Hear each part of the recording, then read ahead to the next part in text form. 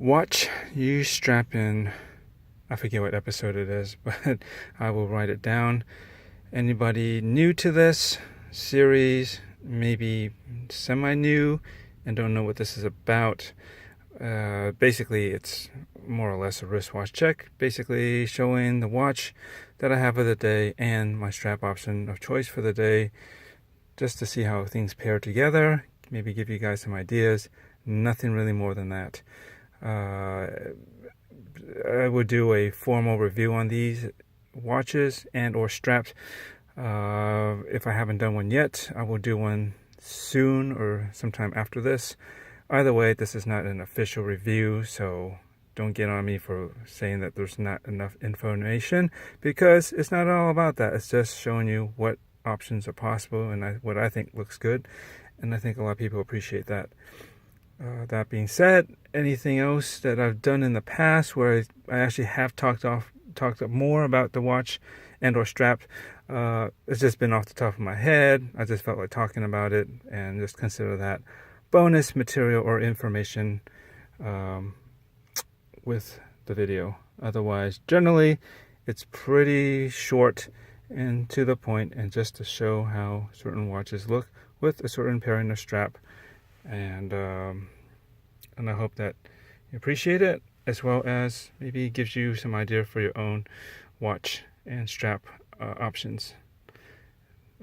Today, this is the CW Christopher Ward C65 Trident Vintage GMT. This is the Pepsi or red and blue dial, as I somewhat prefer to call it.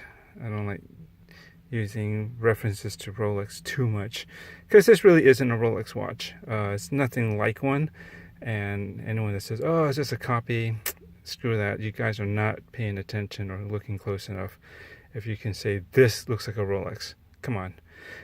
This has completely different design language and its own, and it's very clean and unique. And forget about the offset logo for Christopher Ward.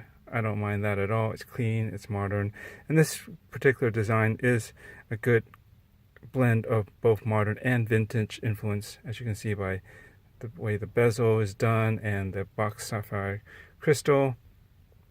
Very vintage-like, and like it. It's a great watch design, especially the case. I just love how slim it is. Hopefully the camera does it justice, but it's just the way it's cut and undercut and beveled. It just and curves down around the wrist. It really does well. Probably even better once it's on the bracelet, or at least a two-piece strap where it can sit lower to the wrist, versus this NATO style strap, which has double layers, which I generally don't go for, but sometimes you don't have a choice. Although I am leaning towards cutting that extra piece on the bottom out, because it's pretty useless. But then, I don't know, I got to seal off the cut end, and I don't know if I want to do that. Anyways, this strap is from Cheapest NATO Straps. I thought it was black and white at first, but actually it's a very dark navy, and with the white accents and details, as you can see. This is supposed to be a one of, I think, maybe 4 vintage inspired NATO designs from somewhere in the past. I think they said it was from the 70s. I'm not entirely sure. This one is called the La Marinière. I think that's what it's called. Forgive my French or Italian pronunciation. Whatever the word is supposed to be, that's basically what they call this, the La Marinière. It's a nice watch. Strap. I think it goes well with the dark blue accents and this vintage kind of look to the watch anyways. If this is supposed to be vintage inspired, it's definitely a different kind of strap too, that you don't normally see on a NATO, this kind of pattern, which I appreciate. And yeah, that's basically it. Don't let this get too long. Again, I should be doing a review on this watch specifically soon, as I probably will be selling it. I was going to give it back, return it, and then I decided to keep it. It's a beautiful watch, but then I'll explain it later, but I decided to get a different watch instead, because this kind of triples essentially GMT watches, 3 GMT watches that I have in my collection, and I do gravitate towards those, but I think I can better diversify my collection with something else. And unfortunately, as nice as this one is, it's gonna be on the chopping block. Well, it's not gonna be chopped, but it will be put on for sale shortly. This has only been 2 weeks, so in excellent condition. So if you're interested, let me know. I'll be selling it for a fair price. I think these retail over $1,000, and I'm probably going to try to sell this. This comes on the bracelet, by the way, which is a very nice bracelet. That's why it costs over $1,000. I think it's, yeah. I think $950 is fair.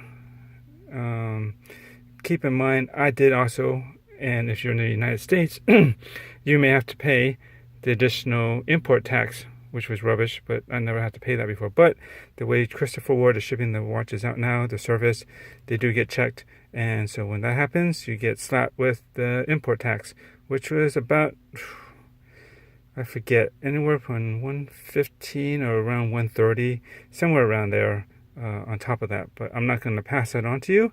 So consider that a discount on top of that, because you would have to pay that if you are buying from Christopher Ward, which is the only place you can get these new anyways, and getting them into the United States at least. I know you're going to get hit with that import tax, and if you are from another country, you probably will as well, but if you're with the United States, you're not going to get that if you buy this one off of me, because I've already paid it, and I'm not going to pass that charge on to you. But I think for basically a brand new watch and excellent condition, box and papers, still has this the 60/60 warranty, that guarantee warranty, whatever you want to call it, from Christopher that they have, is transferable. So, I mean, barring, of course, returning this watch because it's obviously worn and used, if you want to call it, really, even all that's practically brand new. I take very good care of my watches. Barring that, for return for a full refund, because you can't get that now. But anything else, any defects, you're basically covered for 60, I believe it's 60 weeks, 60 days, 60 months.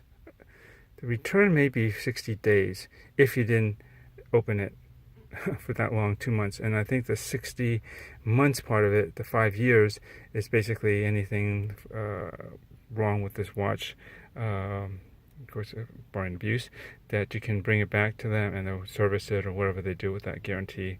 Their customer service is really good. This watch has been running great. I think I'm getting minus 0.5, maybe minus 1 second per day at most, from the limited time I did use this and wear it, rather.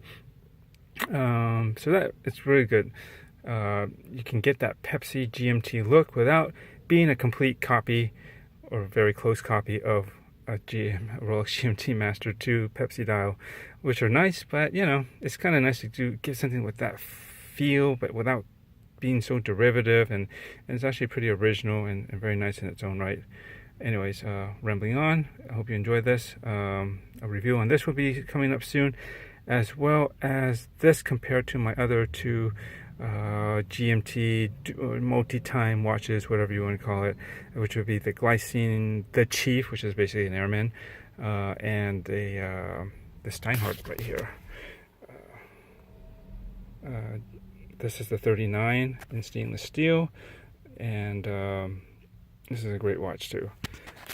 So those two will be in comparison soon, so look out for that. All right, thanks, bye.